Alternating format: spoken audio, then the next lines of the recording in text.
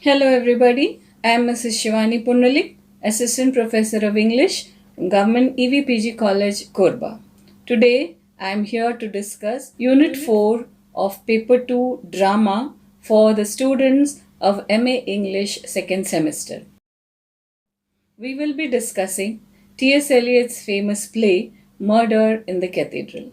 This play was written by T.S. Eliot in the year 1935. It was the year when the whole world was reeling under the aftermath of the First World War. The whole world was rocked by an economic depression, and the rise of Nazism and fascism was disturbing the entire world. It was the time when Eliot was asked to write a play for the annual Canterbury Festival, and Eliot chose to write about the martyrdom of Thomas Becket, the Archbishop of Canterbury. This play is written in a verse drama and it consists of two acts. Let us quickly look at the summary of the play. The first act begins in the hall of the cathedral.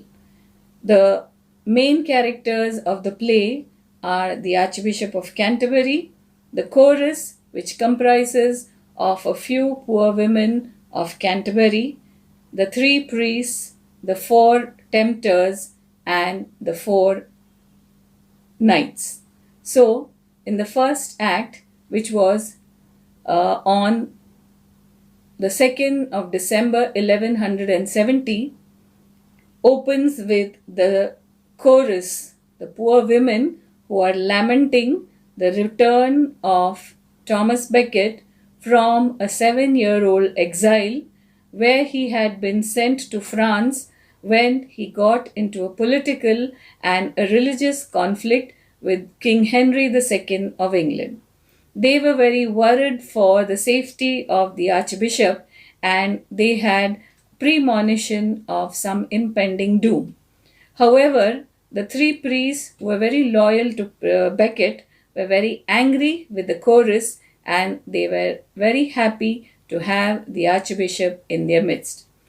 The scene where the Archbishop enters the cathedral is very important, where he is followed soon after by the four tempters. The tempters come in to give him different types of temptations, and the first tempter asks him to give up all these challenges and to go and lead a simple, peaceful, and a happy worldly life. The second tempter asks Becket to join the people who were supporting the king and to totally surrender to the king and make a place in the political situation of England. The third tempter asks Becket to join people against the king and to create a political place for himself. Becket is undisturbed by these three temptations, but when the fourth tempter comes in and he suggests that Becket should become a martyr, he asks Becket to give up his life, to sacrifice his life for the cause of the religion, and in doing so, to become immortal in the pages of history by being called as a martyr. This disturbs Becket very strongly because in the heart of his heart he had always nurtured a dream of becoming immortal by martyrdom. And he sends the tempters away, and the priests ask him to go away out of Canterbury to a safer place. The Archbishop refuses, and the scene comes to an end. This is followed by the interlude, which takes place on the 25th of December. It is Christmas, and in his Christmas sermon, the Archbishop talks about the celebration and the mourning of the martyrdom of Jesus Christ and makes an announcement to the congregation that they would very soon have a new martyr. This is followed by the second act, wherein the four knights who are the loyalists of King Henry II, they crash into the cathedral and they oppose the advances made by the priests to protect the archbishop, and they try to encounter the archbishop. The chorus continues to cry and to speak about the doom that would fall on them. The priests are successful in sending away the knights for some time, but are unsuccessful in sending the archbishop away to safety.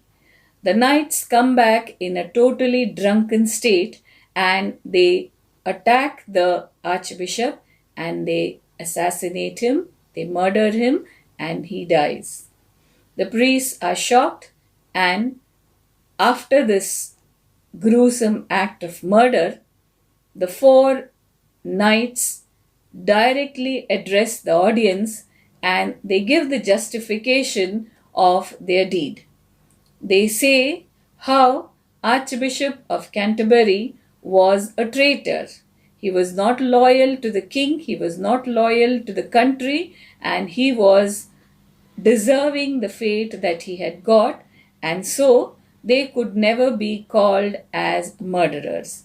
In fact, they had only done a good deed by sending him away from the face of this earth. So with that, the knights go away and the chorus sings again, asking for mercy from God and praising God for making Archbishop of Canterbury a martyr. So with that, we come to the end of the summary.